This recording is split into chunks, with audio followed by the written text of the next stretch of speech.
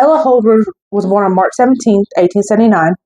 Her mother would die of tuberculosis when she was 2. Her father would get remarried to a woman by the name of Ida B. Howard. Anytime someone in the town died, she would celebrate, regardless of whether she knew them or not. And whenever it was time for their funeral, she would attend the funeral even if she wasn't invited. On July 7th, 1892, Ella would give 2-year-old Leona Streamer, who was born October 14th, 1889, a cup of water.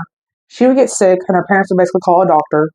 Ella, I guess, would regularly check in on Leona, and Leona would sadly die 2 days later. On July 16th, a woman by the name of Mrs. Evelson would apparently leave her 2 daughters, Susie, who was 10, and Jenny, 5, basically home alone. Ella somehow finds out that they're home alone, and she promises to make them something nice. She apparently is allowed into the home to where she starts making cocoa mixed with rat poison. One of the siblings would stop drinking it. Ella basically would force both of them to drink it and to not tell anybody what happened. That same day, she also winds up poisoning Irvin Garlock, who was 5. So then Mrs. Ellison basically returns from her shopping trip and realizes that both the girls are sick, realizes they ate something poisonous. She somehow finds out about Irvin.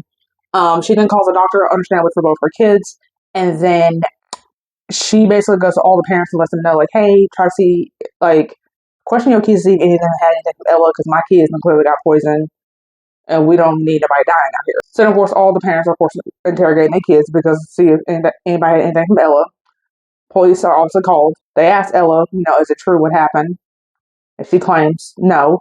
But then they tell her, well, somebody saw you put rat poison apparently in the cocoa butter. Like, we have a witness.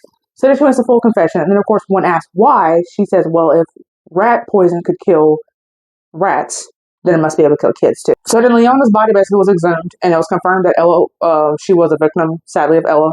Ella would get charged with murder. She was put into an institution. So then at 24, while apparently she's pregnant with a daughter, she would get married to a guy named Neil. Apparently they wanted having a daughter named Mildred on July 1st, 1903. They wanted having another child July 6th of 1905. They wanted moved to Pennsylvania in 1908. Her father, Franklin, would die in 1923. Ella herself would die in February of 1945 at the age of 65, and her husband Neil died May 1st, 1946.